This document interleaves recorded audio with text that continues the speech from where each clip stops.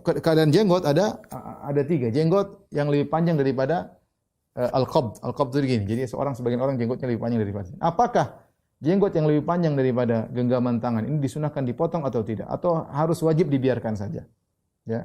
Kemudian kondisi jenggot yang di bawah al-qabd. Orang punya jenggot dia potong misalnya sampai segini. Dan kondisi ketiga jenggot cukur habis. Jenggot dicukur habis. Ya. Saya mau kasih gambaran ya.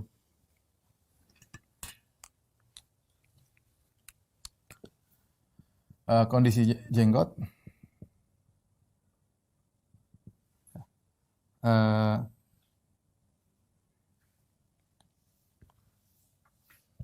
Yang pertama panjang hingga di bawah genggaman.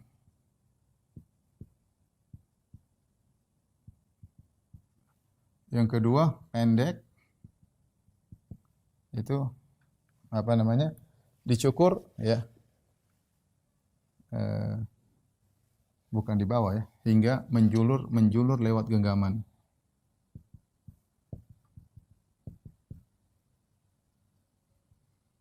Adapun ini pendek, tapi tidak gundul. Tidak gundul. Tidak cukur habis. Namun ya tidak sampai genggaman.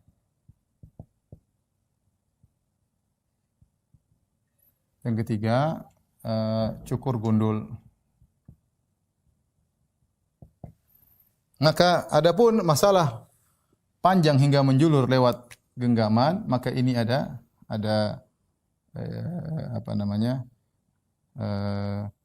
khilaf ya. Apakah wajib ataukah sunnah? Ya. Wajib ataukah sunnah ya. Adapun cukur gundul, maka ini ijma, hukumnya haram ya. Hukumnya haram. Saya akan nukilkan ijma'nya. Adapun cukur pendek ya, cukur pendek ini maka ini yang lebih kuat hukumnya adalah haram ya. Cukur di bawah genggaman.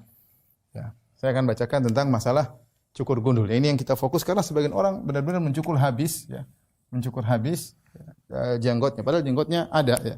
Lain halnya kalau memang tidak bisa tumbuh ya itu lain cerita ya. Taib. Ibn Hazm Al-Zahiri berkata, "Wattafaqu anna halqa jami'il lihyah muslah."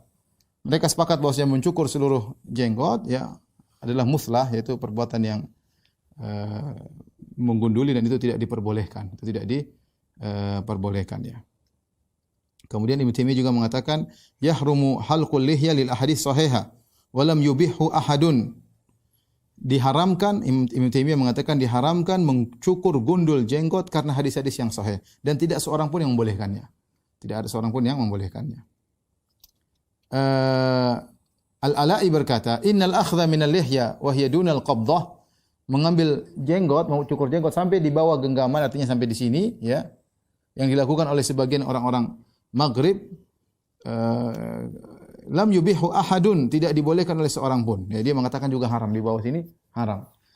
Wa akhdhu kulliha fi'lu yahud wal hunud wal majusil a'ajim, dan mencukur seluruh jenggot adalah perbuatan orang Yahudi, perbuatan orang-orang India dan perbuatan orang Majusi. Abul Hasan Al-Qattan Al-Maliki, beliau juga berkata, wattafaqu, para ulama sepakat, anna halqa jami'il lihyah muthlatun la tajuz. Mencukur gundul jenggot seluruhnya adalah perbuatan muslah dan itu hukumnya adalah tidak diperbolehkan. Jadi ijma ulama ya bahwasanya cukur gundul tidak diperbolehkan. Adapun cukur di bawah qabdah, maka ini yang rajih tidak boleh. Adapun kalau melihara lebih daripada qabdah, maksudnya lebih panjang daripada ini, apakah kita boleh cukur sampai sini? Maka ini khilaf, sebenarnya mengatakan tetap wajib dibiarkan, sebenarnya mengatakan tidak mengapa dicukur karena sebagian sahabat seperti Ibnu Umar ketika beliau umrah maka beliau mencukur jenggot yang lebih daripada genggaman beliau potong ya. Sehingga ada khilaf di kalangan para ulama. Tetapi kalau kita kembali kepada perkataan para ulama Syafi'iyah ya, saya nukilkan banyak di sini ya.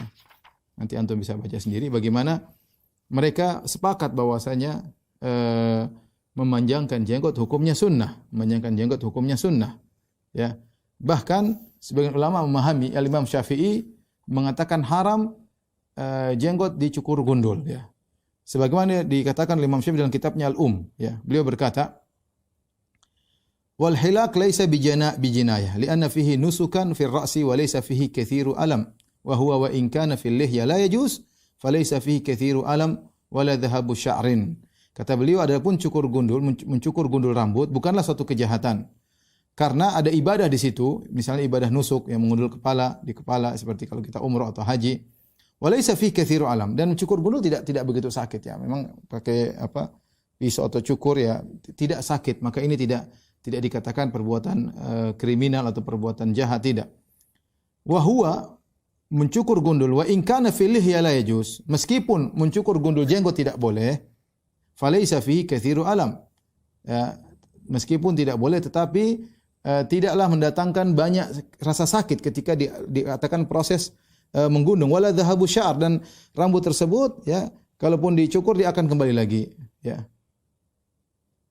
Ini berkata Imam Syafi'i dalam kitab Di sini beliau berkata wa in kana fil lihya la yajuz, meskipun gundul pada jenggot tidak diperbolehkan ya. Jadi seakan-akan suatu perkara yang ma'ruf, cukur gundul jenggot itu tidak diperbolehkan. Dan ini yang dipahami oleh sebagian ulama Syafi'iyah ya.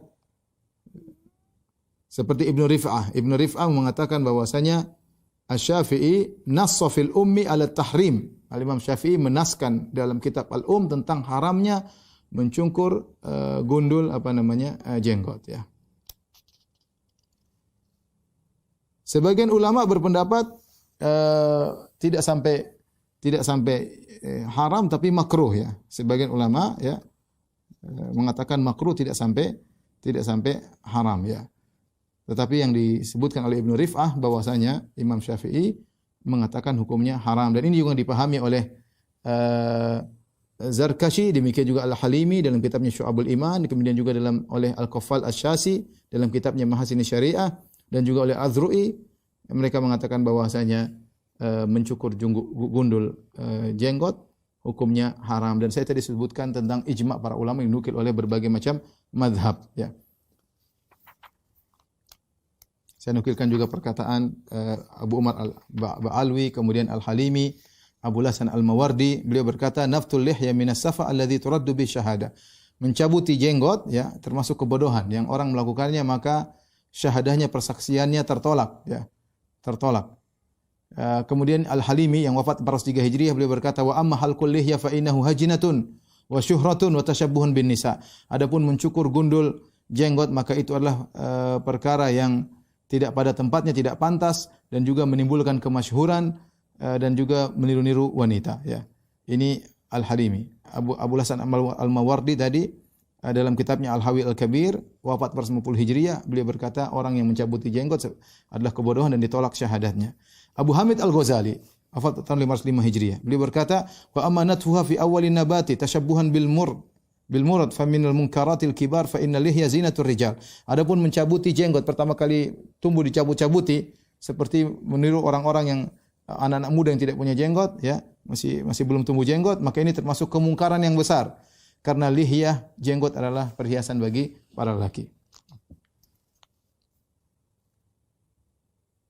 Adapun mencukur jenggot lebih dari satu genggam ya, maka Imam Ghazali mengatakan tidak menjadi masalah. Wal amru fi hadza qarib illam yantahi ila takhsisil lihya. Tidak jadi masalah ya mencukur di bawah jenggot, yang penting jangan dihabisin jenggotnya. Demikian juga Al-Malibari Al-Fannani juga mengatakan wa yahrumu halqul lihya. Ya, diharamkan untuk menggunduli jenggot. Intinya para ulama Syafi'iyah semua sepakat ya, semua sepakat, dan ulama seluruh Islam sepakat memanjangkan jenggot hukumnya sunnah. Ya, tinggal mereka khilaf ini wajib atau tidak. Ya, tapi kalau memanjangkan jenggot hukumnya sunnah. Kemudian Syekh Al-Albani rahimahullah menjelaskan bahwasanya seluruh sahabat semua memanjangkan jenggot mereka. Tidak diriwayatkan satu orang sahabat pun yang pernah mencukur gundul jenggot mereka meskipun sekali, enggak ada. Tidak ada seorang sahabat pun pernah diriwayatkan mencukur gundul jenggot mereka meskipun sekali.